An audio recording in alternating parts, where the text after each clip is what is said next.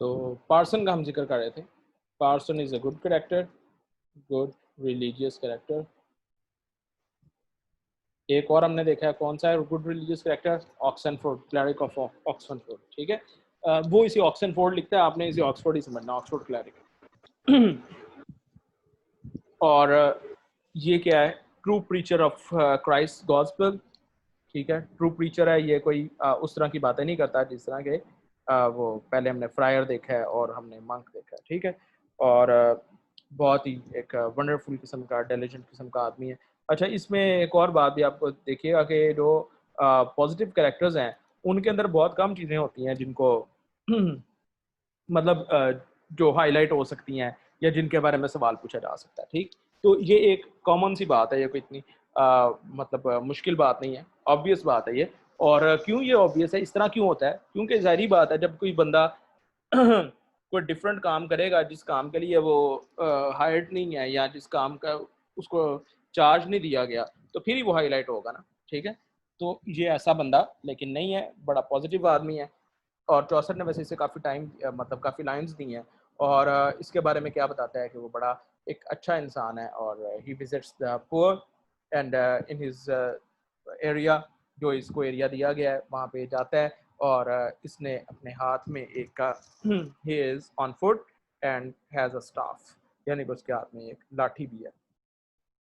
He is on foot and has a staff, ठीक है जी। हाथ में वो लाठी जो है इसकी, वो जो पुराने ज़माने के जो प्रीचर्स थे ये उन्हीं को फॉलो कर रहा है, ठीक है। और वो कहता है कि बड़ी एक नोबल एग्जाम्पल जो है ये वो देने वाला है, ठीक है। और इसका एक फ्रेज़ है बड़ा मशहूर, जो आपने बड़ी दफ़ा देखा होगा, इफ़ गोल्ड रस what shell iron do, if gold रस व्हाट शैल आयरन डू, यानी कि अगर सोने को भी जंग लगने लग पड़े तो फिर लोहे का क्या हाल होगा, ठीक है। मतलब उसके अंदर क्या है कि जो रिलीजियस लोग हैं उनको इस तरह का नहीं होना चाहिए, ठीक हो गया जी। और ये जो है जो लंदन में सेंट पॉल का जो चर्च है ये उसके साथ वो है एसोसिएटेड है, ठीक है। और इसके बारे में हाँ, दूसरा ये है कि ये अपने जो इलाके के लोग हैं ये उनको समझाता है, लेकिन समझाने से पहले खुद फॉलो करता है, ठीक है। यानी कि ही लीड्स बाय एग्जांपल, ये आप इसके बारे में लिख लें, लीड्स बाय एग्जांपल।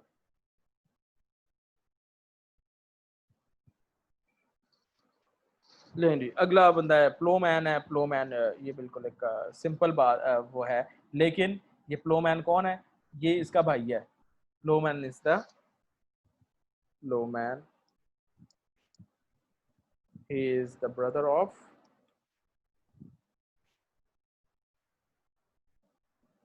ठीक है। ये बात वो पूछ सकता है।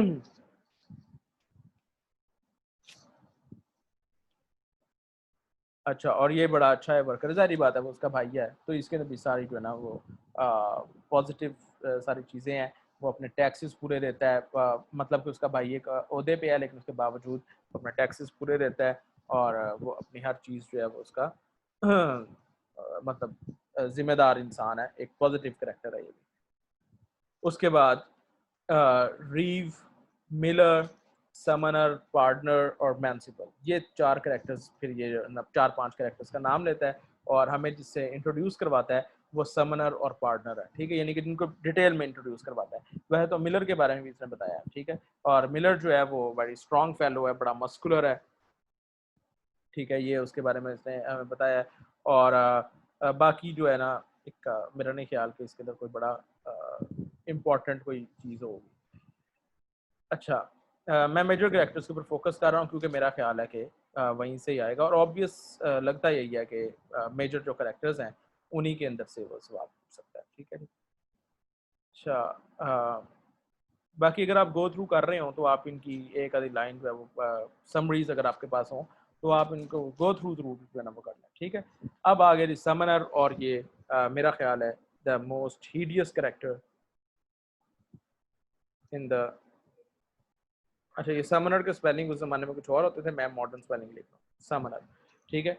और ये जो बंदा है बड़ा हीडियस कैरेक्टर है, जितने भी ये कैरेक्टर्स हैं उन सब में ये हीडियस है। और इसके बारे में उसने क्या कहा था? रेड चेरेबम फेस, चेरेबम फेस, ये इसका है। और it is full of pimples. और उसने ये भी कहा था कि children become afraid after seeing him, ठीक है। उसका इस तरह का चेहरा है कि उसको देख के जो ना बच्चे भी डर जाते हैं। और एक और बात उसने क्या की थी, he is as lusty as sparrow, as a sparrow, ठीक है। ये भी आपने जेहन में रखना है, क्योंकि वो पूछ सकता है कि ये किसके बारे में कहा, मंक के बारे में कहा या समनर के बारे में, किसके बारे में कहा, ठीक है। तो ये लस्टी करेक्टर है। और फिर वो ये बताना शुरू कर देता है कि इसके जो पिंपल्स हैं उनका बड़ा इलाज कराया उसने, लेकिन वो उसका कोई इलाज नहीं होता, वो उसके चेहरे पे मौजूद है, ठीक है। और वो इस तरह दिखाता है कि जिस तरह ये बंदा इस काबिल है, ठीक है, इसके साथ ये होना चाहिए, इस तरह की वो चीज़ है, जिस तरह कहते हैं ना लानत पड़ी हुई है, बिल्कुल वही मंजर इसका दिखाता है। और फिर उसके बाद एक और बात क्या थी कि हिज नेक इज़ वाइट। और एक लॉजिकल बातें भी बड़ी ये करता है, ठीक है जी। और उसके बाद यानी कि लॉजिक की बात करता है, लॉजिकल बातें नहीं, लॉजिक की बात करता है, ठीक है।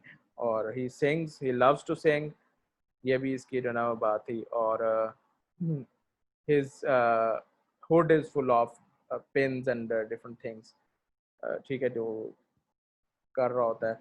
और और इसके बारे में क्या था,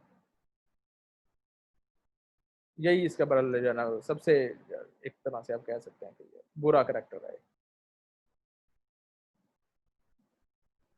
और वाइन तो ये पीता ही है, ठीक है, ड्रंक कार्ड किस्म का बंदा है। और लस्टी है तो जाहिर बात है ये वाइन वगैरह भी पीता होगा, ठीक है। और साथ ही साथ गाने वगैरह भी गाता है। अच्छा। और ये इसको जो है ना वो अपने इलाके की सारी जो वो बार मेड्स और ये सारे लोग हैं इनके बारे में इसे पता है, लेकिन अपने इलाके का इसको कुछ नहीं पता। उसके बाद आ जाता है जी पार्टनर। और जो पार्टनर है ये भी एक डेवलिश किस्म का करेक्टर है।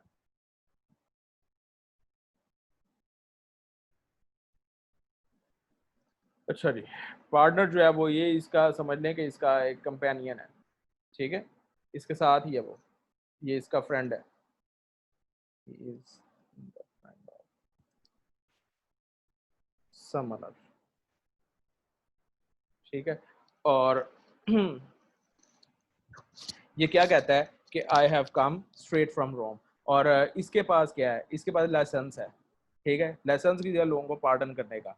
और ये करता क्या है, ये जो है ना वो एक तरह से खरीद के लाया हुआ है यहाँ, लाइसेंस वो बांटता रहता है लोगों को, लाइसेंस पता नहीं खरीद के लाया हुआ है। और ये लोगों को बांटता रहता है, वैसे ही जो है ना बस कहता है कि जी पैसे दो और माफ़ी जो है ना वो आपको मिल जाएगी, ठीक है, पार्टनर जो है। और गाने भी गाता है, ये इसका भी वही तकरीबन जो है ना वो हाल है, जारी बात है, इसीलिए तो उसके साथ फिरता है। और इसकी अपीयरेंस लेकिन इसकी अट्रैक्टिव है, ठीक है, इसकी अट्रैक्टिव अपीयरेंस वाला बंदा है। और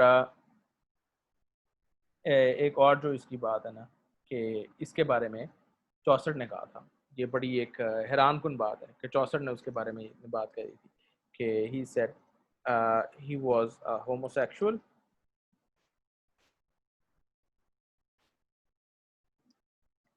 और अ यूनक।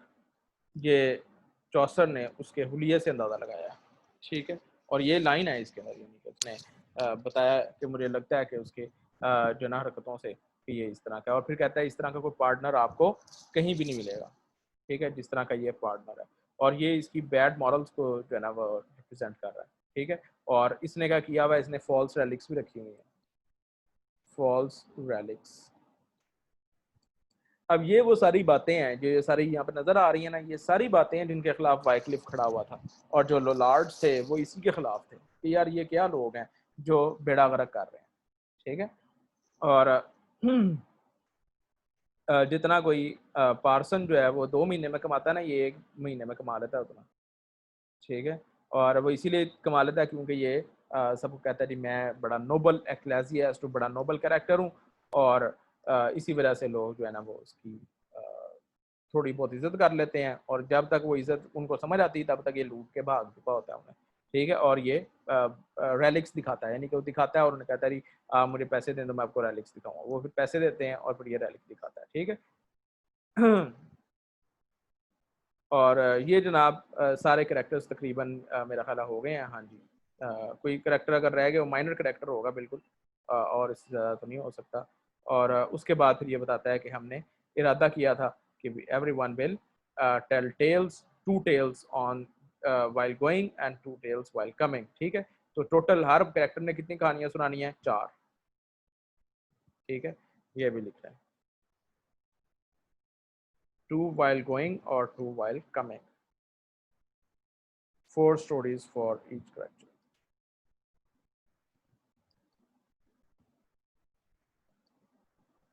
ठीक हो गया। और ये सारा इसने जो वर्क था ये किससे इंस्पायर्ड था? किसके वर्क से इंस्पायर्ड था?